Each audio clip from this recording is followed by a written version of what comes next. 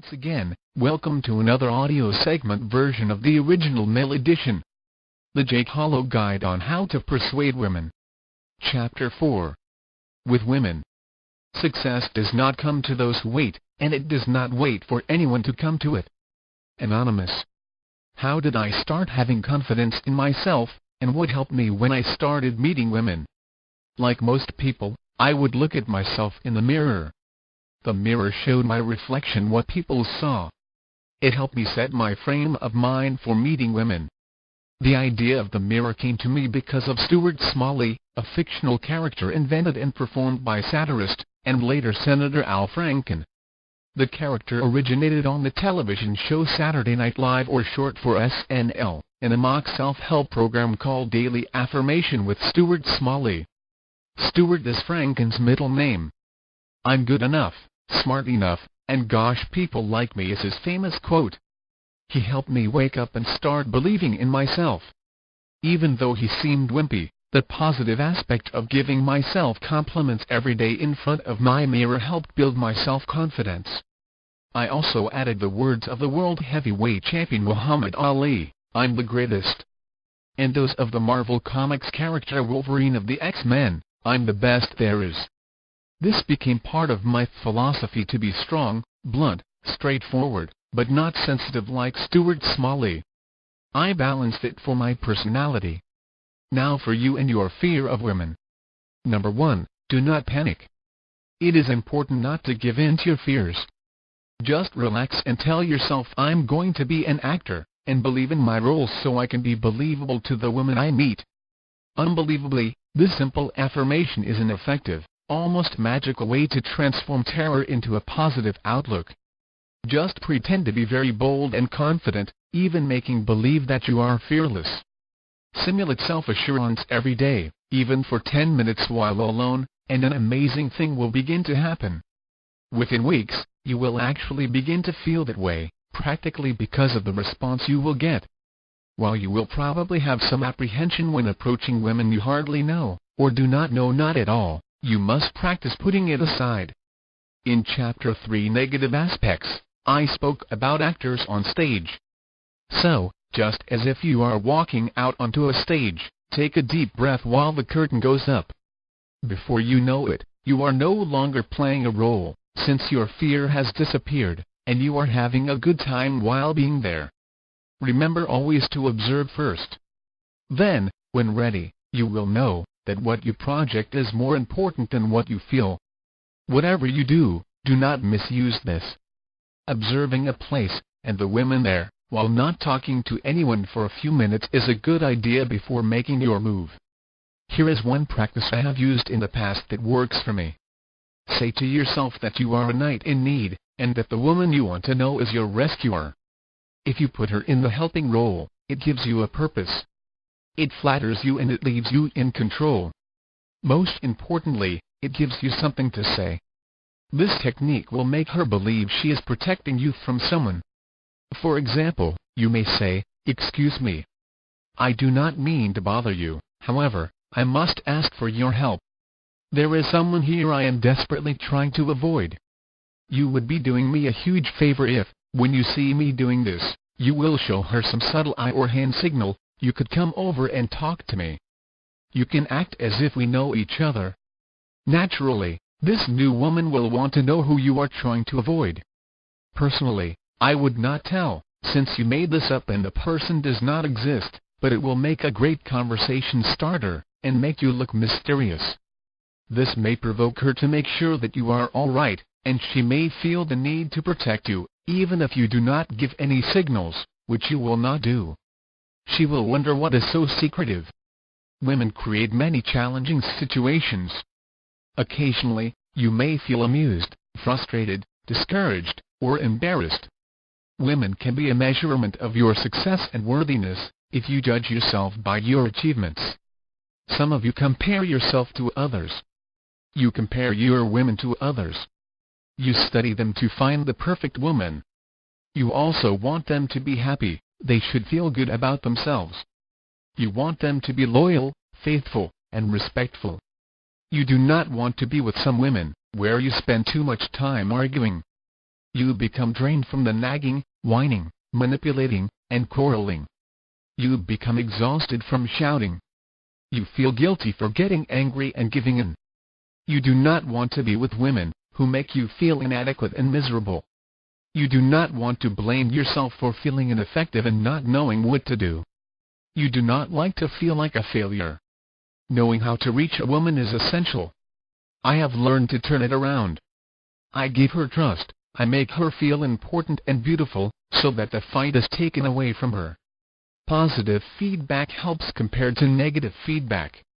A wise person knows this. Your self-esteem is your attitude and your belief in yourself. If you have healthy self-esteem, then respect yourself. Moreover, control who you are. You are confident in who you are. You can handle constructive criticism and feel good about yourself. Those of you with poor self-esteem have little self-respect. You are unsure about yourselves, insecure, overly sensitive, and you blame others when things go wrong. You feel unworthy. You have low self-confidence as well as no faith in yourself. You only see yourself as a failure. You expect failure and behave accordingly. You do not even make an effort. You stop trying, since the surest way to avoid failure and embarrassment is to not make the attempt. You get ticked off too quickly and take things too personally. You claim to do your best, yet not making an effort makes more sense than trying hard and then failing anyways. Some follow their emotions over their logic. Logic is smart and keeps you focused. Emotions are different. Emotions distract you. Your goal should be to strive for healthier self-esteem. Learn to get up when you fall. I strongly believe that those of you with poor self-esteem do drugs and abuse alcohol, gamble, and engage in other activities that are unhealthy. Those of you with good self-esteem have a stronger sense of self-worth. You can resist peer pressure, you like yourself and are less fearful of not being liked by others. Those of you with poor self-esteem need peer approval. You do not like yourself very much, and you need others to like you. What is odd is that most of you will not admit to this. Here is a comment from someone I met briefly named Steve B. Someone with a good self-esteem doesn't depend on anything or anyone. He's able to function on his own and live for himself and not for others. It does not mean he is a selfish person. It only means he is strong and confident. He is sure about himself. A person with good self-esteem will be positive and will live life in a positive way, generally. What is important to understand is, what is positive or negative to one person can and will be the opposite to another. In other words, respect other people's space. Funny comments I have heard about women. 1. Men may be the head of the house, but women are the neck of the men. 2. With women, learn to upgrade with them before someone else takes over. Do not take them for granted. 3. Money is not the root of all evil, negative energy, but the love of money is. True lovers are not just connected physically, but first and foremost should be connected spiritually. They must be attractive spiritually before they meet the individual physically. To love is to give and expect nothing in return. You should give yourself entirely if they desire it. Never be jealous, for jealousy is the opposite emotion to love. When you love someone, you must seek their happiness first and foremost, and in every way. To love is to seek the happiness of others, as well as yourself. If the person you love is attracted to another, do not be jealous. On the contrary, be happy that the one you love is happy, even if it is because of somebody else. Love the person who, like you, wants to bring happiness to the person they love, and who has the same goal as you. Jealousy is the fear that someone else may make the person you love happier than you do yourself, and that you may lose the one you love. Nevertheless, instead of feeling jealous, you should do as much as possible to make that person you love be happy, and if someone else succeeds better in this, you should be happy about it. What is important is that the one you love is happy. Section 1. Suggestion. On your first date, do not bother with dinner or movies, just go out for a coffee. You want to spend as little time as possible with her on the first date. You will leave her wanting more of you. The less time you spend with her, the better it is for you. There is also little time to make a mistake. Keep the first date short. Make it fun for her before you leave. I highly recommend you do not spend more than 30 minutes. I do not care how good of a time you are both having, keep it short. Leave before you blow it. This will make her want to see you again. Never be late, no matter what, if you want to have power over her and yourself. Always arrive early with something to do. Therefore, when she arrives you look involved in whatever you are doing. This shows her that you are your own person, and as happy being on your own, as you are being with her. 1. Wear a cloak of mystery. Women may see only what they want to see when they take a quick glance at you. Use this to your advantage by hiding your faults and emphasizing your strengths. 2. Being tied down is a temptation, but ignore it. Someone new in your life may not deserve your complete trust yet. If you should go against your instincts, then uncomfortable doubt may sabotage the relationship. 3. Certain women might enjoy an elegant dinner, or just the pleasure of your company. Sincerity and generosity will win a heart. Be sincere and honest for the best success. Improve your appearance and indulge your taste for the finer things in life by buying clothing or stylish accessories. 4. Enjoy a winning streak.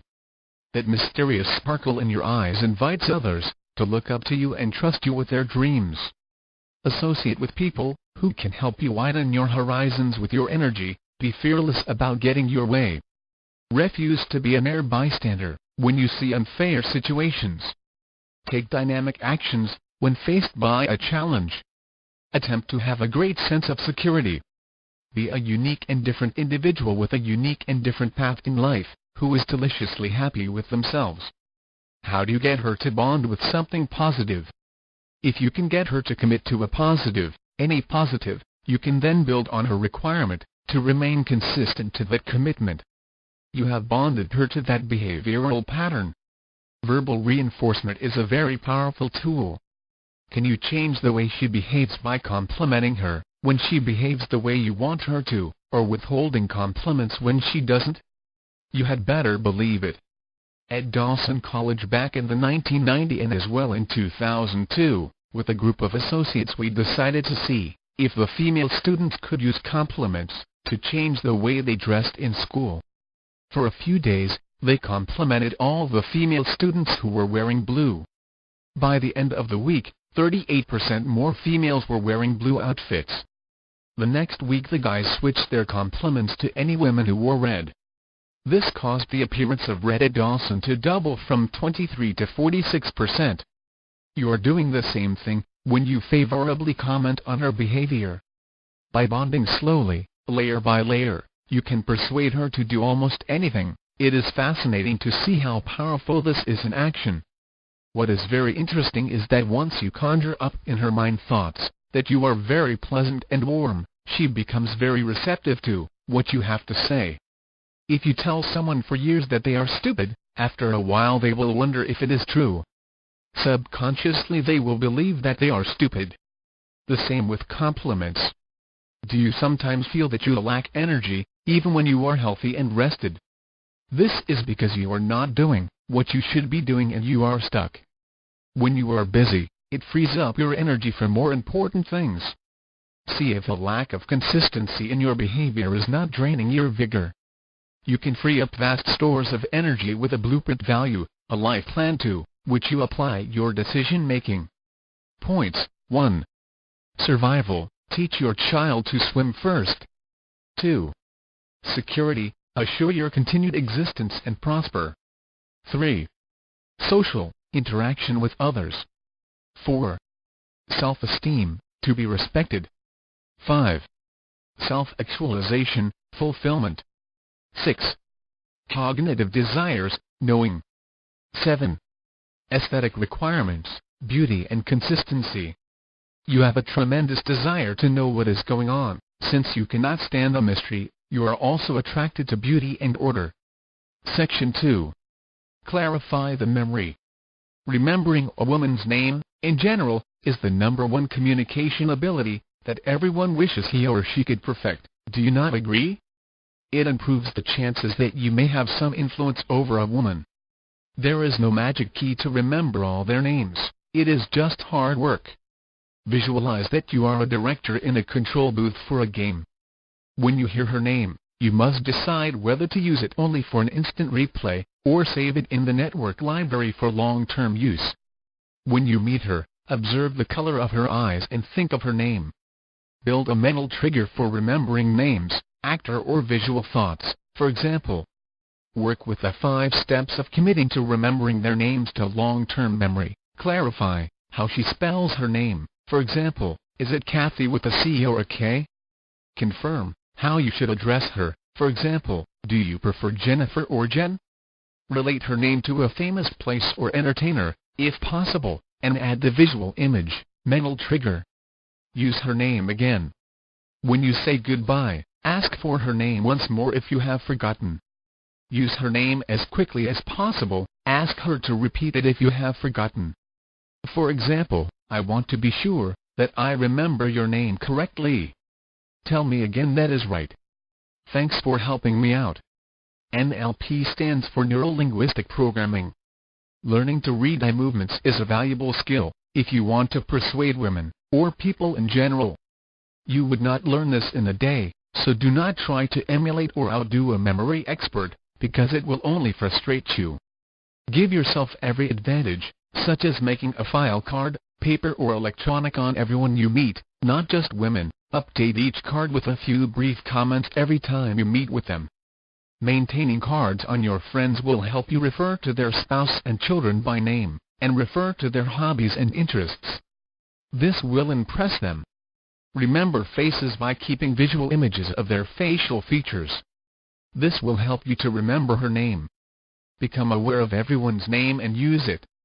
Do this even with the telephone operator at a company, for instance, or the airline reservations clerk.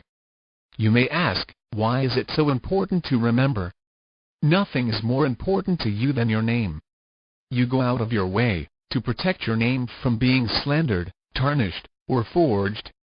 You also borrow money against your name.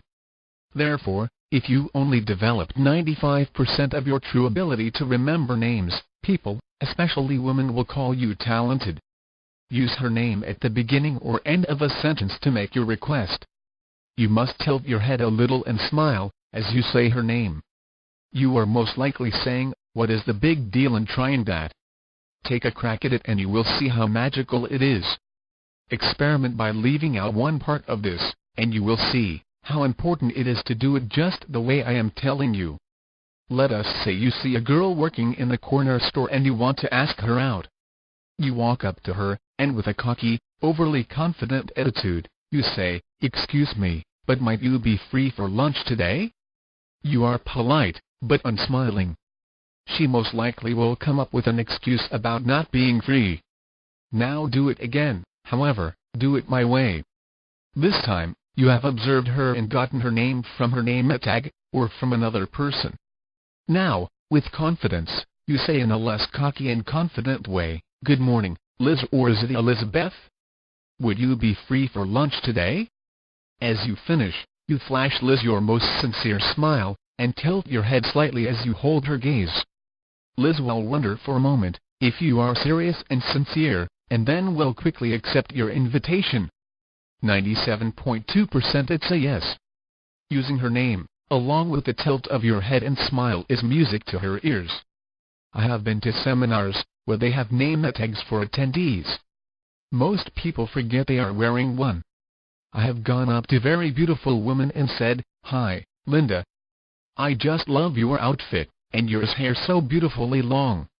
Linda is not sure if I have met her before or not, or whether someone else has pointed her out to me. Yet, the response is always a pleasant surprise and a warm greeting. The tilt of the head is a basic body language skill.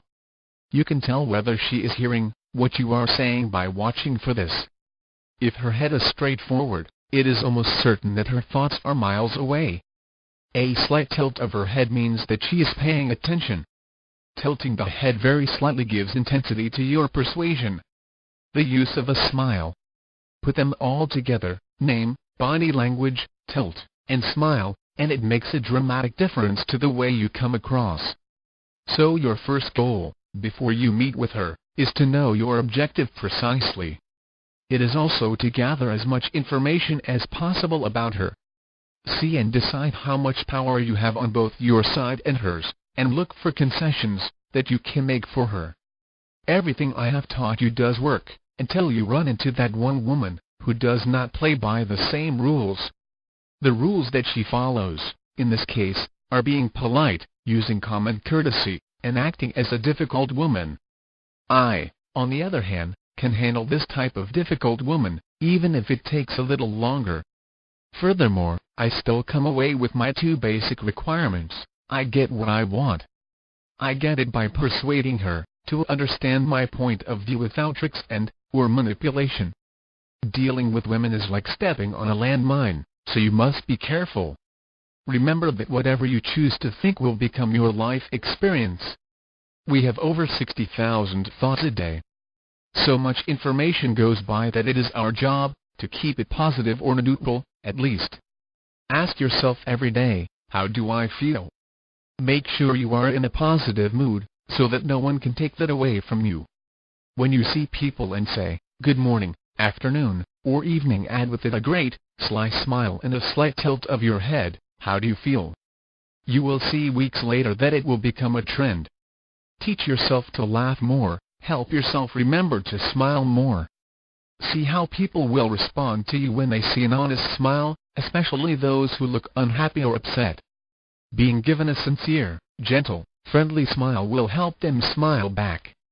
A smile helps you look and feel better, and it helps those around you. Section 3. The kiss. When the feeling is right, you just do it and simply kiss her. It will work best when you take her by her arms or waist, and simply lean over to kiss her lightly. The details will change in every situation, but the foundations of these methods are consistent. Kiss her. Just do it, and do not worry. However, I highly recommend that you never ever ask your date for a kiss. If you do not want to create more problems, then listen to me on this one. Women are turned off by being asked. If you want, I can show you another way to ask for that kiss, but without seeming like you're asking.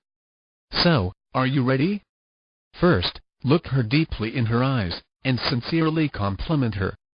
You can say, God, you are so beautiful, you have the sexiest eyes I've ever seen, and your lips, God, your lips are driving me completely crazy. I want to suck on your bottom lip so badly. I'm so sorry, but I can't help it, I want to kiss you. Then go for it. Don't wait for her to respond. By this, you have helped her get aroused, and romantically inclined her to kiss you back, for her brain's chemical reaction has gone off. Just like when I used to go out clubbing and I would see a hot, sexy woman that I desired and wanted to dance with. I would first watch and observe her, read her, and see how she reacts with others not in her circle. As soon as I see my opening, when she is by herself, I would approach her. While asking her to dance with me, I already have her hands in mine, leading her to the dance floor, before I even finish asking her. I do not wait for her to answer or accept my offer. Section 4.